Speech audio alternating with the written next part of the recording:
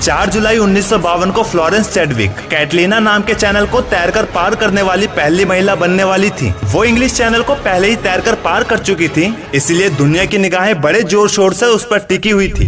घने कोहरे, हड्डियों तक कपकपाने वाली ठंडी, जंगली शार्क मछली, ये सारी वो चुनौतियां थी जिसका उसने डटकर पूरी बहादुरी के साथ सामना तो कर लिया, लेकिन अब बारी थी उसके किनारे पर पहुंचकर उस मुकाबले पर अपनी जीत दर्ज करने की। ठंड में पानी और ठंडे पानी में तैरना ये कोई बड़ी समस्या नहीं थी उसके लिए, पर जब भी वो अपने चश्मे से देखने की कोशिश करती उसे बस घना कोहरा ही दिखता। और जानते हो फिर क्या हुआ? किनारा ना दिखने की वजह से उसने हार मान ली। ये बात उसके लिए दुख की तो थी कि वो जीत नहीं पाई, लेकिन असली सदमा तब लगा जब उसे पता चला कि वो किनारे से सिर्फ आधा मील ही रह गई थी। और ऐसा भी नहीं था कि बड़ी बड़ी बाधाओं ने उसकी हिम्मत तोड़ दी थी, लेकिन जो चीज उससे लास्ट टाइम पर ओझल होते जा रहा था वो था उसके गोल पर फोकस। और जब भी किसी इंसान का फोकस उसके गोल से दूर होने लगता है ना, तब चाहे उसमें कितनी ही हिम्मत हो या उसने कितनी ही मेहनत क्यों न की हो, वो चाहकर भी जीत नहीं सकता। यही कारण था चैडविक के हार जाने का। फूट फूट कर रोना स्वाभाविक था, तो अपनी पागलपंती की मिसाल कायम करने के लिए ठीक 2 महीने बाद वो फिर वापस आई, वो भी अपने फोकस भरे गोल के साथ। नतीजा,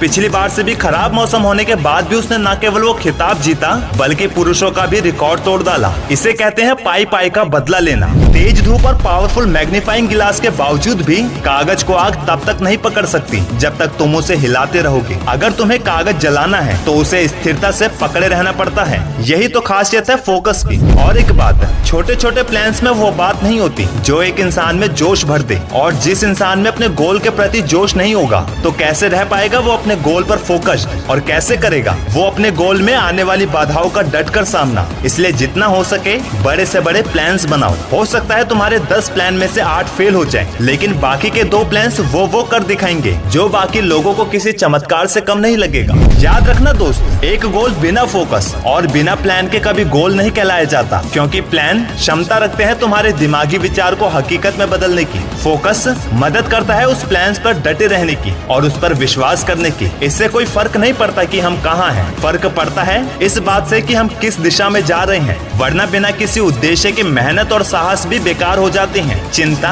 हमें गलत लक्ष्य की ओर ले जाती है। एक रोड के किनारे पर बैठा हुआ कुत्ता आने वाली गाड़ी के पीछे भौंकता हुआ दौड़ता तो है, और अगर वो किसी एक गाड़ी को पकड़ भी लेगा तो मुझे बताओ वो उस गाड़ी का करेगा क्या? यही तो होते हैं बेमतलब के गोल, जिनमें कोई प्लान नहीं होते। और जब एक लक्ष्य में अपनी इच्छाएं भर दी जाती है, अपनी योजनाएं, अपनी दृढ़ता उसमें भर दी जाती है, तब वही लक्ष्य एक वजह बनती है इंसान के सही मायने में जीने की। वीडियो के एंड में बस इतना ही कहूंगा, हर गोल की एक कीमत होती है दोस्त, लेकिन इसी एक कीमत में हजारों तरह की समस्याएं अपने अपने इम्तिहान लेकर आती है। फर्क बस इतना है, इन्हीं इम्तिहानों में कुछ लोग सीखते हैं और कुछ लोग चीखते हैं। वीडियो अच्छी लगे तो चैनल को सब्सक्राइब करके बेल आइकॉन जरूर दबाना।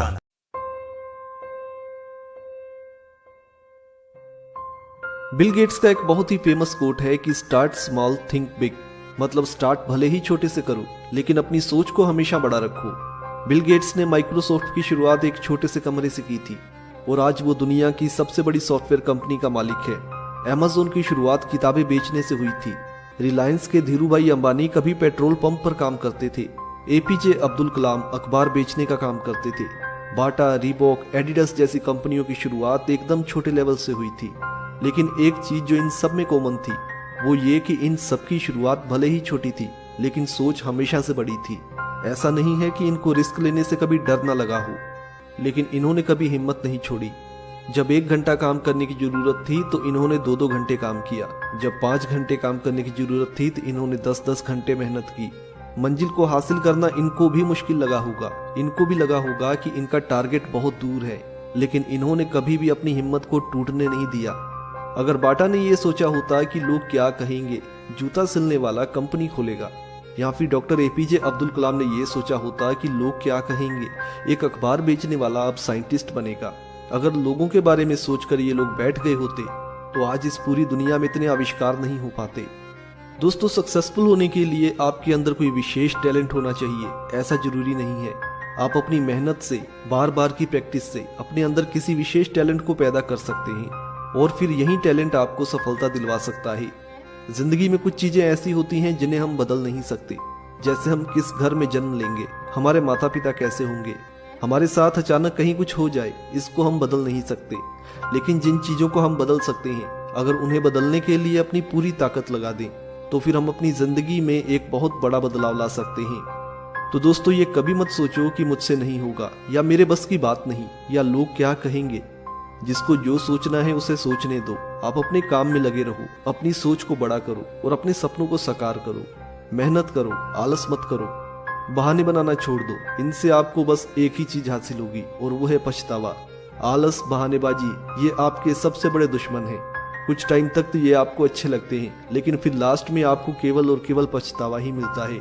इसलिए अपनी जिंदगी में कभी भी आलस और बहानेबाजी मत करना, क्योंकि जिनको सफल होना होता है वो बिस्तर छोड़कर, अपनी कंफर्ट जोन छोड़कर मेहनत करते हैं। जब तक आप मेहनत नहीं करेंगे तब तक आपको सफलता नहीं मिलेगी, क्योंकि सफलता सिर्फ और सिर्फ मेहनत की दीवानी होती है। उम्मीद है कि इस वीडियो में कही गई मेरी बात आपको जरूर समझ में आई होगी और आप भी अपनी जिंदगी में आगे बढ़ने के लिए कोई बहानेबाजी नहीं करेंगे, कोई आलस नहीं करेंगे, अपनी पूरी मेहनत और लगन के साथ प्रयास करेंगे और जिंदगी में सफलता जरूर हासिल करेंगे। वीडियो अच्छी लगे तो इस वीडियो को लाइक और शेयर करना ना भूलें। हम में से बहुत सारे लोग अपनी जिंदगी की छोटी छोटी समस्याओं को बहुत बड़ी मान लेते हैं और उनके सामने घुटने टेक देते हैं। लेकिन आज मैं आपको एक ऐसी लड़की की कहानी सुनाता हूं जिसकी जिंदगी में ना जाने कितनी समस्याएं आई। हर तरीके से जिंदगी ने उसे परेशान किया, लेकिन उस लड़की ने सारी समस्याओं को हराकर दुनिया में अपना नाम रोशन किया। आप देखना शुरू कर चुके हैं लर्निंग सीरीज सीखोगे नहीं तो जीतोगे कैसे। मेरा नाम है आरजे कार्तिक और आज हम बात करेंगे विल्मा रुडोल्फ की। अमेरिका के टेनेसी स्टेट में उनका जन्म हुआ, एक गरीब परिवार में, एक अश्वेत परिवार में। ये वो समय था जब दुनिया में भेदभाव बहुत ज्यादा था। अश्वेतों को साइड रखा जाता था, उनसे बात करने में लोग शर्म महसूस करते थे। विल्मा रुडोल्फ का जन्म एक ऐसे परिवार में हुआ जहां उनकी मां नौकरानी का काम करती थी, उनके फादर कुली का काम करते थे। विल्मा जब 2 से 2.5 साल की थी तब उनके पैरों में दर्द रहने लगा। जब डॉक्टर्स को दिखाया गया तो डॉक्टर्स ने कहा कि बच्ची को पोलियो है। विल्मा रुडोल्फ के इलाज के लिए उनकी मां 50 माइल्स दूर उनका ट्रीटमेंट करवाने के लिए एक हॉस्पिटल में जाती थी, क्योंकि आसपास के हॉस्पिटल्स में अश्वेत यानी कि ब्लैक जो लोग थे उनको देखा नहीं जाता था। तो इनका ट्रीटमेंट 50 मील दूर एक अस्पताल में होता था। इतनी दूर कैसे जाएं बार बार? तो हफ्ते में एक बार इनको डॉक्टर को दिखाने के लिए जाया जाता था। बाकी के दिन घर में ही विल्मा का इलाज चलता था। जब 5 साल की विल्मा हुई तो कैलिपर्स के सहारे वो चलने लगी। डॉक्टर्स ने कह दिया था कि बच्ची कभी भी बिना सहारे के चल नहीं पाएगी। विल्मा रुडोल्फ की मां ये बात अपनी बच्ची को बताना नहीं चाहती थी। वो नहीं चाहती थी कि उनकी बच्ची का हौसला टूटे। इसलिए विल्मा रुडोल्फ की मां ने विल्मा का एडमिशन एक स्कूल में करवा दिया। बच्ची को हर तरीके से मोटिवेट रखने की कोशिश की। कहानी असली यहीं से शुरू होती है। वो कहते ना कि जब मन में आप ठान लें तो आप चट्टानों को भी तोड़ करके रास्ता बना सकते हैं। विल्मा रुडोल्फ स्कूल में पढ़ने जाती थी, मोटिवेटेड रहती थी। उनकी मां हमेशा उन्हें पॉजिटिव बातें सुनाया करती थी। विल्मा के स्कूल में एक दिन स्पोर्ट्स कंपटीशन हुए, उसमें रेस भी ऑर्गेनाइज की गई, दौड़ प्रतियोगिता थी। विल्मा ने देखा कि उसके साथ पढ़ने वाले बच्चे बच्चियां दौड़ रहे हैं। उसने जब ये देखा तो घर आई और मां से पूछा कि मां, क्या कभी मैं दौड़ पाऊंगी? विल्मा की मां ने जो कहा वो बात हमेशा हमेशा के लिए विल्मा के दिल में घर कर गई। विल्मा की मां ने कहा कि अगर बेटा सच्ची लगन हो, सच्ची मेहनत हो, ऊपर वाला भी आशीर्वाद देता है और इंसान वो सब कुछ पा सकता है जो पाना चाहता है। विल्मा रुडोल्फ ने इस बात को अपने दिल में बसा लिया और वो दुनिया की सबसे तेज रनर बनने का सपना देखने लगी। आप कहेंगे कि ऐसी बच्ची जिसके पैरों में कैलिपर्स लगे हैं, क्या वो दौड़ पाएगी? जब विल्मा 9 साल की हुई तो विल्मा ने अपनी मां से जिद की कि मां, मैं बिना कैलिपर्स के चलना चाहती हूँ। विल्मा के डॉक्टर ने तो कहा था कि कभी बिना कैलिपर्स के नहीं चल पाएगी, बिना सहारे के नहीं चल पाएगी, लेकिन बच्ची ने जिद की। मां के सामने कैलिपर्स हटा दिए। चलने की कोशिश की, गिर गई, लग गई। फिर चलने की कोशिश की, फिर गिर गई, फिर लग गई। लेकिन एक दिन ऐसा आया कि विल्मा रुडोल्फ ने बिना कैलिपर्स के चल के दिखा दिया। तब तक वो 11 साल की हो चुकी थी। विल्मा रुडोल्फ की मां बहुत खुश हुई और वह यह समाचार जल्द से जल्द डॉक्टर को देना चाहती थी। डॉक्टर के को जब ये बताया गया कि विल्मा बिना कैलिपर्स के चल रही हैं, डॉक्टर से रहा नहीं गया, वो देखने के लिए आए। उनके सामने विल्मा रुडोल्फ ने बिना कैलिपर्स के चल के दिखाया, बिना सहारे के चल के दिखाया। डॉक्टर की आंखों में आंसू आ गए। कहने लगे, बेटा मुझे माफ करना, मैंने तो कह दिया था कि तुम कभी बिना सहारे के नहीं चल पाओगे, लेकिन तुम सब कुछ कर सकती हो। तब इस बच्ची ने डॉक्टर से कहा कि डॉक्टर साहब, मैं बड़े होकर के इस दुनिया की फास्ट रनर बनना चाहती हूं, सबसे तेज धाविका बनना चाहती हूं। डॉक्टर ने अपना आशीर्वाद दे दिया। डॉक्टर के एमवे ने जब शाबाशी दी तो विल्मा का कॉन्फिडेंस बहुत ज्यादा बढ़ चुका था। डॉक्टर्स की एडवाइस थी कि आप एक पैर में हाई हील्स के शूज पहनिए बास्केटबॉल के लिए। यही करना विल्मा ने शुरू किया। विल्मा की जिद देखते हुए, उनका डेडिकेशन देखते हुए, उनकी मां ने पैसे नहीं थे उसके बावजूद एक अच्छे ट्रेनर का इंतजाम करवा दिया। जो स्कूल मैनेजमेंट था उन्होंने देखा कि हमारे यहाँ की बच्ची नामुमकिन काम करके दिखा रही है, तो उन्होंने भी फुल सपोर्ट किया। 13 साल की जब विल्मा हुई तो इंटर स्कूल रेस कंपटीशन में पार्टिसिपेट किया। वो बच्ची जो कैलिपर्स के सारे चल रही थी, जिसे पोलियो था, वो दौड़ रही है, रेस में पार्टिसिपेट कर रही है, हालांकि सबसे पीछे रही। 8 बार और पार्टिसिपेट किया, 8 बार और हार गई, लेकिन 9वीं बार विल्मा रुडोल्फ ने टॉप किया, विनर रही उस रेस कंपटीशन की। उसके बाद जब वो 15 साल की हुई तो उन्होंने टेनेसी स्टेट यूनिवर्सिटी में एडमिशन लिया और वहां उनकी मुलाकात हुई कोच एट टेम्पल से। उन्होंने कोच साहब से कहा विल्मा ने कि मुझे इस दुनिया की फास्टेस्ट रनर बनना है। और कोच ने कहा कि बेटा, जो तुम्हारी विल पावर है, जो तुम्हारा डेडिकेशन है, तुम कमाल करके दिखाओगे। अब सीधे आगे बढ़ते हैं और आपको लेकर चलते हैं 1960 में। 1960 तब विल्मा 21 साल की हो चुकी थी। 1960 वो साल था जब रोम ओलंपिक्स हो रहे थे और उसमें पार्टिसिपेट करने के लिए अमेरिका की तरफ से नाम जाता है किसका? विल्मा रुडोल्फ का। 21 साल की विल्मा रोम ओलंपिक्स में पहुंचती हैं। पहली रेस थी 100 मीटर रेस। उसमें विल्मा का मुकाबला होता है उस वक्त की सबसे फास्टेस्ट रनर युता हाइना के साथ। सबसे तेज दौड़ती थी युता हाइना। विल्मा रुडोल्फ के सामने जब ये मुकाबला शुरू होता है, विल्मा रुडोल्फ 100 मीटर रेस जीत जाती हैं, गोल्ड जीतती हैं। दूसरा मुकाबला होता है 200 मीटर रेस। 200 मीटर की रेस में भी युता हाइना के सामने विल्मा का मुकाबला होता है। विल्मा वो रेस भी जीत जाती हैं, उसमें भी गोल्ड जीतती हैं। और तीसरी रेस होती है 400 मीटर रिले रेस, जिसमें विल्मा की टीम के 3 और सदस्य होते हैं, 3 और मेंबर्स होते हैं, रनर्स होते हैं, जो कि शुरू में दौड़ते हैं। फाइनली विल्मा के लिए आखिरी जो स्पेस था वो बचा के रखा जाता है, क्योंकि विल्मा बहुत तेज दौड़ती थी। बैटन उनके हाथ में आती है। उस रेस में भी युता हाइना ही दौड़ रही थी। विल्मा देखती हैं कि युता हाइना आगे निकल चुकी है, उनके हाथ से बैटन छूट जाती है। फटाफट से बैटन उठाती हैं, दौड़ती हैं और स्पीड से दौड़ती हैं, युता हाइना को पीछे छोड़ देती हैं। और 400 मीटर रिले रेस में भी विल्मा रुडोल्फ गोल्ड जीत लेती हैं। वो लड़की, वो बच्ची जिसे पोलियो था, जो बिना कैलिपर्स के नहीं चल सकती थी। डॉक्टर्स ने कहा था बिना सहारे के चल नहीं पाएगी। 1960 के रोम ओलंपिक्स में 21 साल की उम्र में 3 गोल्ड मेडल जीत कर लाती है। जब अमेरिका वापस पहुंचती है, जहां पर अश्वेत वाली बात होती थी, श्वेत वाली बात होती थी, डिस्क्रिमिनेट किया जाता था, काले गोरे में भेद किया जाता था, वहां उनके लिए डिनर, एक सम्मान में भोज रखा जाता है, डिनर रखा जाता है, जिसमें श्वेत भी आते हैं, अश्वेत भी आते हैं। विल्मा रुडोल्फ को अमेरिकन मीडिया ब्लैक गजेल कहकर बुलाता है, यानी कि काली हिरण। जो हिरण होता है ना, तेज दौड़ता है, उससे भी तेज दौड़ती थी विल्मा रुडोल्फ। उनके सम्मान में तालियां बजती हैं, देश उनका सम्मान करता है।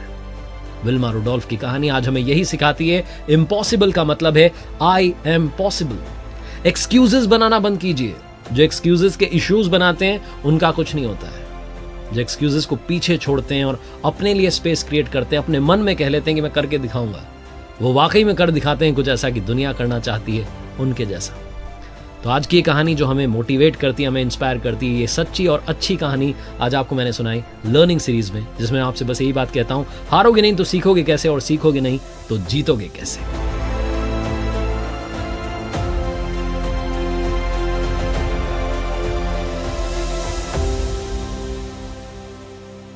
किसी ने बड़े कमाल की बात कही है कि इंसान दुनिया का एकमात्र ऐसा प्राणी है जो गिरना चाहे तो जानवर से भी नीचे गिर सकता है और उठना चाहे तो देवता से भी ऊपर उठ सकता है। नमस्ते दोस्तों, मैं हूं आरजे कार्तिक। एक छोटी सी और मजेदार सी कहानी सुनाता हूं। एक बार एक सेठ जी थे जिनके देश में विदेश में बिजनेस चल रहे थे।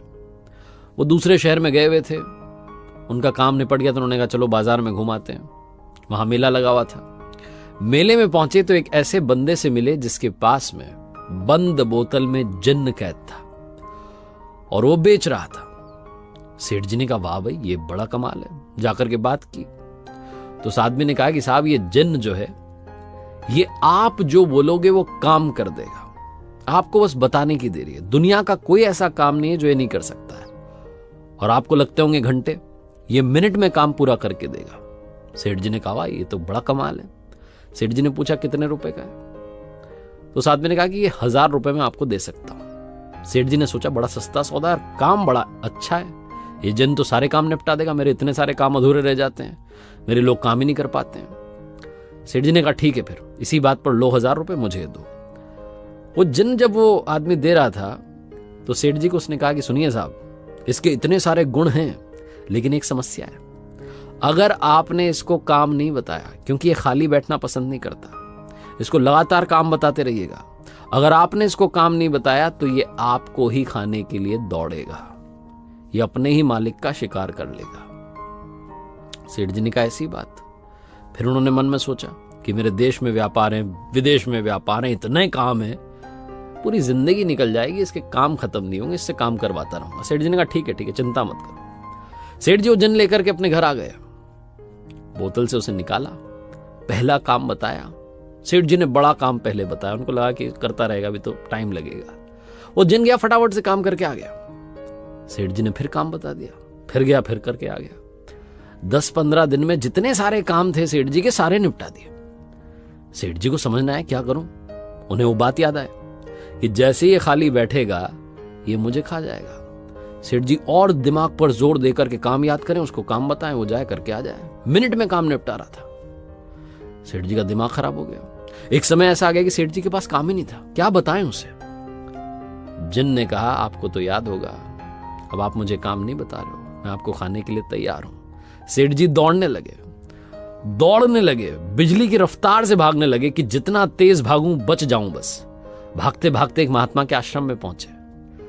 वहां प्रवचन चल रहा था, महात्मा के पैरों में गिर गए। कह रहे महाराज ये जिन मेरे पीछे पड़ गया, कह रहा आप काम बताओ, काम नहीं बताओगे तो मैं खा जाऊंगा। क्या काम बताऊं, सारे काम तो करवा लिए। महात्मा ने कहा सुनो, इस जिन्न से कहो कि दुनिया का सबसे ऊंचा बांस लेकर के आए, सबसे लंबा बांस लेकर के आए। जब वो लेकर के आ जाए तो उस बांस को अपने आंगन में गड़वा देना और इस जिन्न से कहना कि ऊपर चढ़ो नीचे उतरो, ऊपर चढ़ो नीचे उतरो।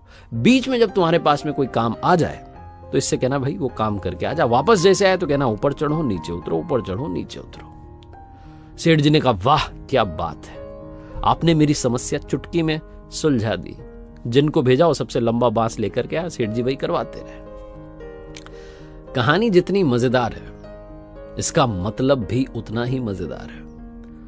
बांस यानी कि आपकी जो दृष्टि है, और ये जिन जो ऊपर नीचे चढ़ेगा ये है आपका मन। मन जो होता है वो जिन की तरह, उसे हर बार काम चाहिए, काम बताओ। जैसे ही खाली बैठेगा वो आपके पीछे पड़ जाएगा, खाने को दौड़ेगा। तो ये जो दृष्टि है बहुत स्पिरिचुअल बात है लेकिन काम की बात है। इस दृष्टि को उस बांस पर यानी कि श्वास पर टिका दीजिए और अपने मन से कहिए कि ऊपर जाए तो ऊपर वाले का नाम ले, नीचे आए तो ऊपर वाले का नाम ले, यानी कि मेडिटेशन करें। जिस वक्त आप खाली हैं अपने मन से कहिए कि उसको याद करे, उसका सुमिरन करे, तभी ये जीवन साकार होगा, तभी ये मन पवित्र होगा, तभी इस मन का उद्धार होगा। एक बार फिर से वही बात जो आपसे अक्सर कहता हूं, ऊपर वाले के आशीर्वाद के साथ, अपनी मेहनत और अपनों के प्यार के साथ कर दिखाओ कुछ ऐसा कि दुनिया करना चाहे आपके जैसा। याद रखिए हर सोमवार सुबह 9:30 बजे मेरे साथ देखिए एक नई कहानी, और हर शुक्रवार सुबह 9:30 बजे मेरे साथ देखिए लर्निंग सीरीज का एक नया वीडियो।